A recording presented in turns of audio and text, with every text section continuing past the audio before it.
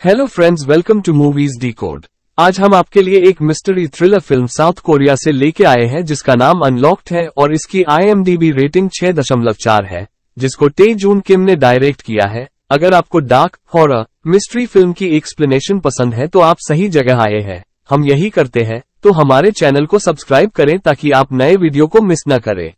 तो मूवी की स्टार्टिंग में हम देखते हैं ली नामी को, जो कि एक fun loving, super excited, full of joy और एनर्जेटिक टाइप की लड़की है। नामी के फादर एक कैफे चलाते हैं जहां पर वो उनका हाथ बटाती है और उसकी मदर भी इस दुनिया में नहीं है। वो खुद एक कॉस्मेटिक स्टार्टअप में काम करती है जहां पर उसकी बॉस भी उससे काफी खुश है और उसकी एक बेस्ट फ्रेंड भी है जिसका नाम युंजू है। नामी अपनी लाइफ में पूरी तरह से खुश है, मस्ती करती रहती है, खुश रहती है और इस तरह ही एक दिन गलती से वो अपना फोन एक बस के अंदर गिरा देती है जिसको कोई लड़का उठा लेता है। अब अगले सीन में हम उस लड़के को उसके घर पर देखते हैं जिसके पास में नामी का फोन था, लेकिन तभी नामी के फोन पर उसकी फ्रेंड इयुन का कॉल आता है जिसको वो पिक भी करता है और खुद बात ना करते हुए फोन पर खुद से ही रिकॉर्ड किए हुए मैसेजेस को फीमेल वॉइस में बुलवाता है, जिससे ऐसा लगे कि वहां पर कोई लड़की बात कर रही है। अब वो इयुन से ये बोलता है कि उसे ये फोन बस में मिला था और वो ये कहां पर दे दे, जिस पर वो उसको वेट करने का बोलती है। वो नामी से पूछकर बताएगी। अब वो नामी के घर जाती है और उसकी बात उस लड़के से कराती है। हालांकि इनको ऐसा लग रहा था कि वो लड़की है।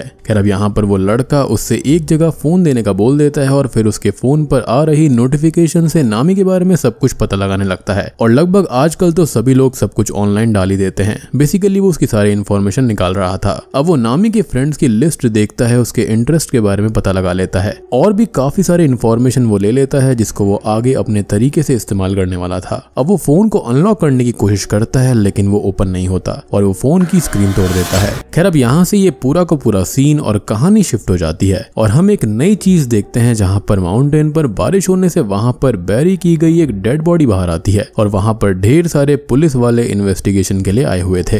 अब वहां पर दो पुलिस वाले कहानी के लिए काफी जरूरी हैं जिनके नाम है वू जीमान और उसका असिस्टेंट किम जोंग हो।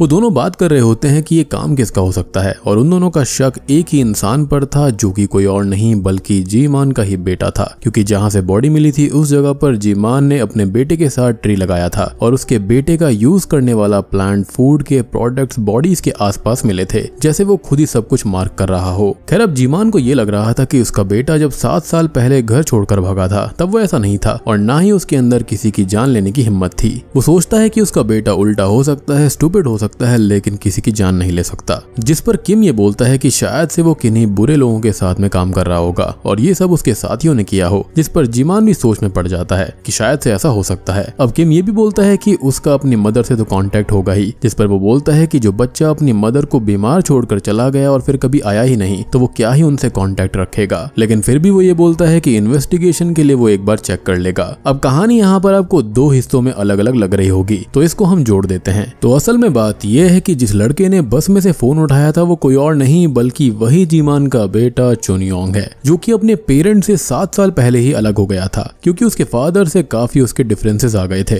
अब हम नामी को देखते हैं जो कि अपने फादर के कैफे में जाती है जहां पर उसके फादर उसे हैंगओवर से निकलने के लिए एक स्पेशल ड्रिंक बनाकर देते हैं जो कि वो लोग सेल नहीं करते थे। वो खाली यहाँ पर उसके फादर की एक स्पेशल ड्रिंक थी जो कि वो अपनी बेटी को ही दिया करता। खैर अब कैफे के अंदर ही चुनयोंग का कॉल आता है और वो नामी से ये कहता है, जिसका मतलब ये है कि वो उसी फीमेल वॉइस से ये बुलवाता है कि फोन की स्क्रीन गिरने से टूट गई थी, जो कि हम जानते हैं कि उसने खुद से तोड़ी थी, जिसको ठीक कराने के लिए उसने उसे रिपेयर शॉप में डाल दिया है और बिल भी पे कर दिया है, तो नामी जाकर वहीं से फोन ले ले। खैर अब उसके बताए गए एड्रेस पर जाकर नामी अपना फोन कलेक्ट कर लेती है, लेकिन ये चीजें इतनी सीधी नहीं होंगी। तो यहाँ पर हुआ ये है कि पहली बात तो ये कि शॉप ये चुनयोंग की ही है, साथ ही साथ उसने नामी के फोन पर एक स्पाई कैमरा इंस्टॉल करके उसके फोन को एक और फोन के अंदर क्लोन कर दिया था, जिससे अब नामी की लाइफ के एक एक मोमेंट के अल्टीमेट एक्सेस उसके पास में आ गए हैं, यानी कि छोटी से छोटी चीज उसको पता चल जाएगी। अब नामी वहां से फोन लेकर चली जाती है और वो दिन भर जो भी करती है, जिससे जो भी बात करती है, हर चीज पर योंग नजर रखने लगता है। शाम होने पर वो कैफे भी जाता है उसी ड्रिंक को लेने जो कि नामी के फादर ने उसके लिए बनाई थी और अभी तक नामी को उसके बारे में पता भी नहीं था, इवन उसने उसका चेहरा तक भी नहीं देखा था, यानी कि वो उसको बिल्कुल अनजान व्यक्ति की तरह मिल रहा था। हालांकि वो उसके बारे में सब कुछ जान चुका था। अब वो उस ड्रिंक के लिए इंसिस्ट करता है ये कहते हुए कि वो यहाँ पर पहले रेगुलरली आया करता था और वही ड्रिंक लिया करता था जिससे नामी उसे वो बनाकर दे देती है। खैर अब वो लोग थोड़ी बहुत नॉर्मल बात करते हैं और तभी नामी के फादर ली ली उन दोनों को देखते हैं और फिर नामी से ड्रिंक के बारे में पूछते हैं कि उसने वो क्यों दी, जिसको वो सेल भी नहीं करते। जिस पर वो कहती है कि वो यहाँ का रेगुलर कस्टमर है और ली उसका चेहरा याद करने की कोशिश करता रहता है। अब रात होने पर नामी अपने घर आ जाती है जहाँ पर वो अकेली रहती थी अपने फादर से अलग, और सो जाती है और रात भर में योंग उसके फोन में और छानबीन करता है। इधर जीमान अपनी वाइफ के घर जाकर उसके फोन को चेक करता है, जिससे उनको ये पता चल जाता है कि वो अपने बेटे के टच में आज तक है। उससे बात करती है और रिसेंटली ही कुछ सामान या फिर खाना भी भेजा था, जिससे एक एड्रेस जीमान के हाथ लग जाता है जो कि योंग का हो सकता था, क्योंकि वो अपने ठिकाने बदलता रहता था।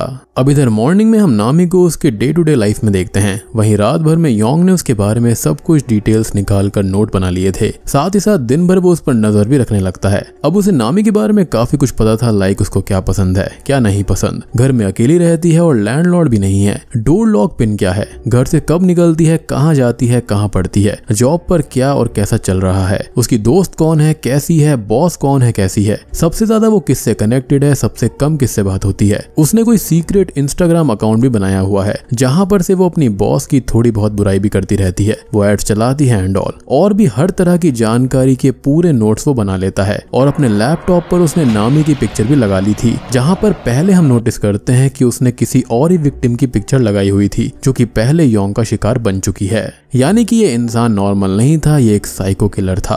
अब नामी अपने ऑफिस में होती है जहां पर उसकी बॉस उसके काम के लिए सिर्फ उसको ही सैलरी हाइक देती है और बाकी लोगों से ये बात सीक्रेट रखने को बोलती है। दूसरी तरफ योंग नामी के घर आकर सब छानबीन कर लेता है। इधर जीमान को भी एड्रेस मिल चुका था और वो अपनी तैयारी के साथ अपने बेटे यानी कि क्रिमिनल को पकड़ने के लिए निकल पड़ता है। किम उसे थोड़ी बहुत जानकारी भी देता है कि वो एड्रेस बदलता था, फिर उसने फोन यूज करना ही छोड़ दिया और बीच में उसके साथ कुछ पैसों वाला फ्रॉड भी हो गया था। इन सारी बातें अब जीमान योंग के घर पहुंच जाता है छानबीन करने के लिए, जहां पर उसे वही नोट्स मिलते हैं और ये टोटल 8 लड़कियों के नोट थे और 9वें नंबर पर नामी है जो कि शिकार बनने ही वाली थी। उसने आखिरी वाली लड़की के लिए भी सिमिलर नोट्स बनाए थे कि उसकी फैमिली कौन है, किससे क्लोज रहती है, क्या करती है, सेम बिल्कुल नामी जैसे। और ये भी जीमान को पता लग जाता है कि जो बॉडी माउंटेन पर मिली थी वो इसी लड़की की थी और उसकी कुछ पिक्चर्स भी उनको मिल जाती हैं उसके आखिरी वक्त की, जो कि योंग की रिसेंट विक्टिम थी।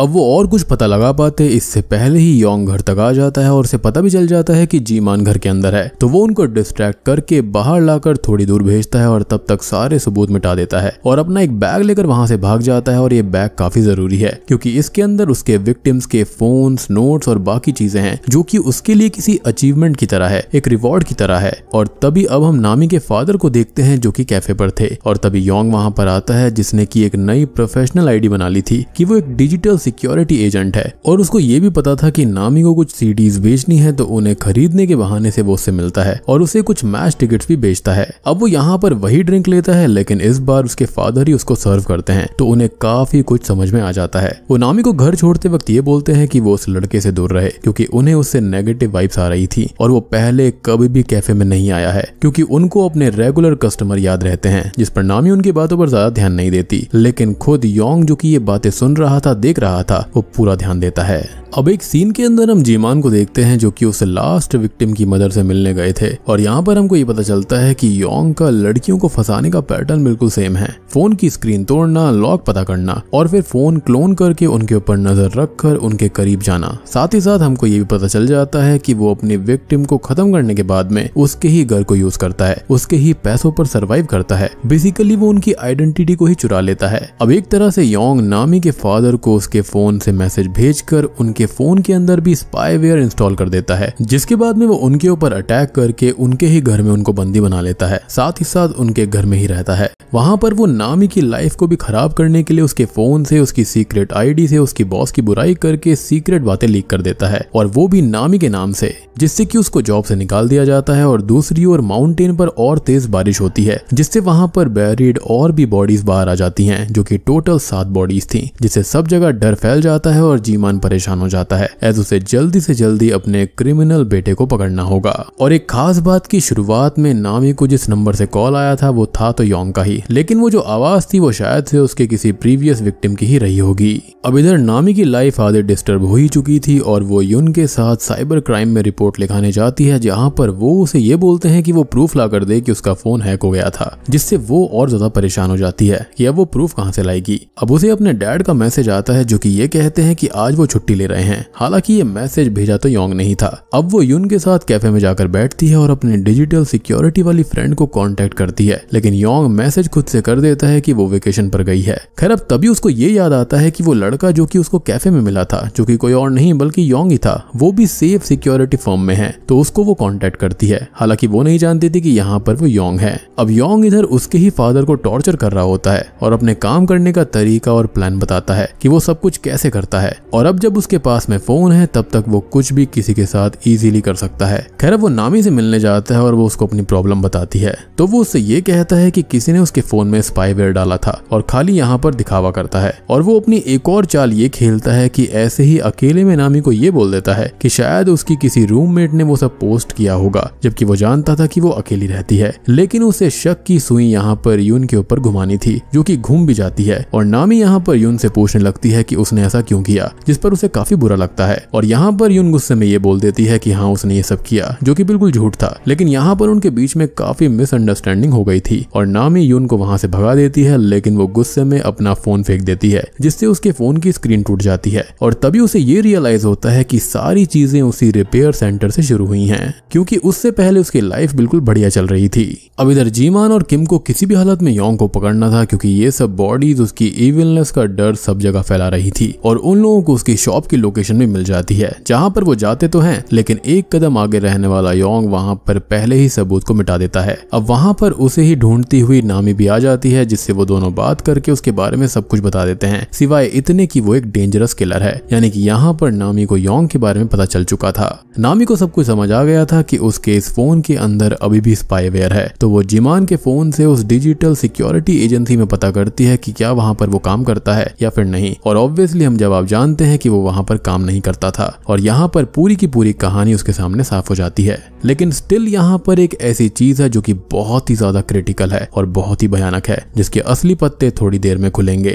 अब वो एक प्लान करती है कि किसी और विक्टिम को फंसाकर उसकी प्राइवेसी का यूज करके उसे बर्बाद करने से पहले वो लोग उसे पकड़ लें, और इसके लिए वो नाटक जारी रखेगी। उसे फोन हैक का पता ही नहीं है ऐसा वो दिखाएगी और उसे बहाने से अपने घर पर बुला लेगी, जहां से वो लोग उसको अरेस्ट कर सकते हैं। खैर अब वो ऐसा ही करती है और उसे अपने घर पर बुलाती है। वो थोड़ा बहुत मेकओवर करके उससे मिलने उसके घर आता है और वहां पर उसके इंतजार में जीमान और किम वहीं छुप जाते हैं। खैर अब वो बाहर ही था और वो जीमान को देख भी लेता है, जो कि उसको अरेस्ट करने आता है। लेकिन जीमान यहाँ पर उसे पहचान ही नहीं पाता, ना ही किम। और वो उन लोगों पर ही गुस्सा करने लगता है कि वो लोग सिविलियंस को परेशान कर रहे हैं, और वहां से बड़े आराम से चला जाता है। लेकिन सोचने वाली बात ये थी कि एक पिता अपने ही बेटे को, जो कि सिर्फ 7 साल दूर रहा था, वो उसको पहचान कैसे नहीं पाया। तो इसका जवाब अंत आते आते मिल जाएगा। एक कहानी यहाँ पर चला कौन रहा था। अब उसके भागने के बाद में वो दोनों नामी के घर पर जाते हैं और वो अपने पुराने फोन को ऑन करके उसमें अपनी सिम डाल लेती है, और वो दोनों उसे आज की रात कहीं और रुकने की सलाह देते हैं। तो वो अपने डैड के घर चली जाती है। अब इधर वो अपने डैड के घर पहुंचती है, जहां पर उसे जीमान और किम छोड़ देते हैं और उसे अपना कार्ड भी देते हैं, जिस पर वो कुछ लिखकर उनको ये बताती है कि वो सिर्फ टेक्स्ट मैसेज करेगी, और अगर वो उनको टेक्स्ट मैसेज नहीं करती तो वो लोग तुरंत ही यहाँ पर आ जाएं, जिसका मतलब ये होगा कि यहाँ पर कुछ गड़बड़ है। अब वो अपने घर जाती है तो उसे योंग मिलता है, जो कि उसे भी होस्टेज बना लेता है। वहीं पर किम और जीमान आगे जाते हैं तो उन्हें कॉल आता है कि एक और बॉडी मिली है, जिसका डीएनए योंग से ही मैच हो रहा था। लेकिन योंग तो अभी भी जिंदा है और उन लोगों को समझ में नहीं आता कि ये सब चल क्या रहा था।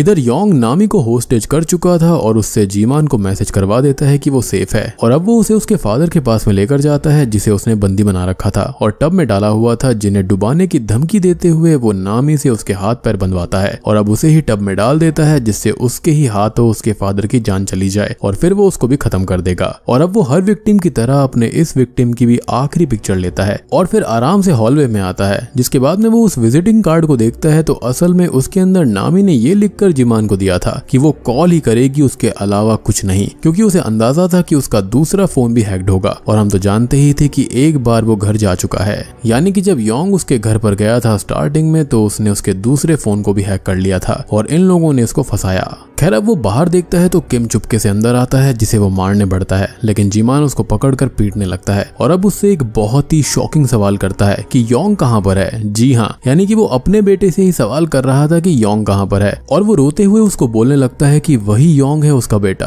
और तभी किम नामी और उसके फादर को बाथटब से बाहर निकालता है और नामी तो बच गई थी, लेकिन उसके फादर होश में नहीं आ रहे थे। अब इधर जीमान उस सूटकेस को ओपन करता है तो उसके सामने आती है असली सच्चाई, और दोस्तों यहाँ पर खुलते हैं इस इस मूवी के असली पत्ते। तो असल में उसके टोटल विक्टिम 8 नहीं बल्कि 9 विक्टिम थे। जी हाँ, और सबसे पहले इस किलर ने असली योंग यानी कि जीमान के असली बेटे को मारा था, जो कि बुरा था ही नहीं और अपने घर के मनमुटाव के चलते घर छोड़कर बस चला गया था और इसका पहला विक्टिम बन गया था, जिसके बारे में सारे नोट उसने बना लिए थे और उस बेचारे की ही आइडेंटिटी लेकर उसे ही एक मर्डरर की तरह सबके सामने पेश किया, जिससे कि सब लोग उसको ही गुनहगार मानेंगे। जीमान उसका फोन भी देखता है जिसके अंदर उसके रियल बेटे की भी आखिरी टाइम की पिक्चर थी और एक फादर पर क्या ही बीती होगी हम समझ सकते हैं। अब वो दुख और गुस्से से टूट जाता है और उसको शूट करने ही वाला होता है, लेकिन वो भी उसे अपनी बातों से मैनिपुलेट करने लगता है और वो उसे शूट नहीं कर पाता। लेकिन यहाँ पर इविल प्रोटेक्टर को तो मैनिपुलेट कर सकता है, लेकिन दुख दर्द झेलने वाले विक्टिम को नहीं। तो अब तभी नामी किम की गन लेकर आती है और उसको शूट कर खत्म कर देती है और उसके डैड भी बच गए थे।